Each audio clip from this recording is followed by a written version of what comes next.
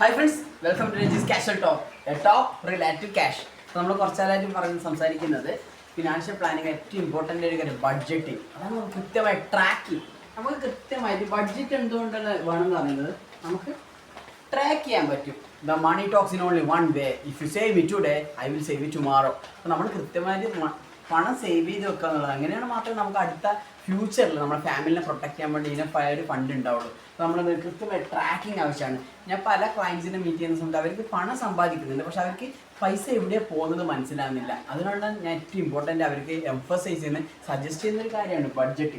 ഈ ബഡ്ജറ്റിന് നമ്മൾ കഴിഞ്ഞ ദിവസം ഒരു റൂള് പറഞ്ഞിരുന്നു, 50-30-20 റൂൾസ്.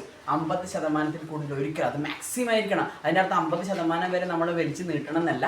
നമ്മുടെ എക്സ്പെൻസസ് EMI പ്ലസ് മാക്സിമം 50% ആയിരിക്കും, അതിൽ കൂടാൻ പാടില്ല. പല ആളും സ്ട്രഗിൾ ചെയ്യുന്നുണ്ട്. അതുപോലെ തന്നെ 30% നമ്മൾ ലക്ഷറീസ് അതും കുറച്ച് കൊണ്ടുവരിക.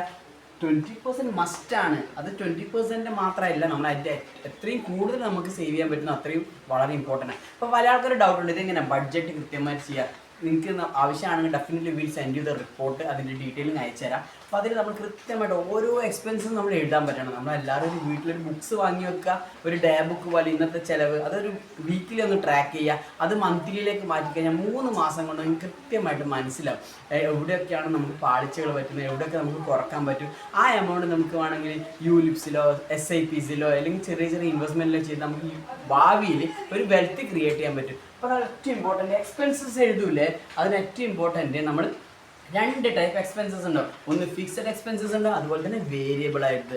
വേരിയബിൾ ആയിട്ട് എന്താ ചിലപ്പോൾ മാറിക്കൊണ്ടായിരിക്കും ചെറിയ ചെറിയ. അപ്പോൾ കുട്ടികളുടെ ഫീസൊക്കെ മന്ത്ലി നമുക്കൊരു ഫിക്സഡ് ആയിരിക്കും, നമുക്കറിയാം. അത് കൃത്യമായിട്ട് fixed എക്സ്പെൻസസിലുണ്ടാവും.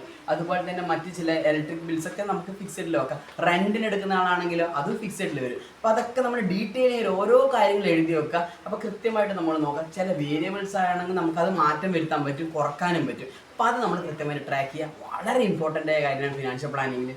Budgeting is for tracking your expenses. Thank you so much.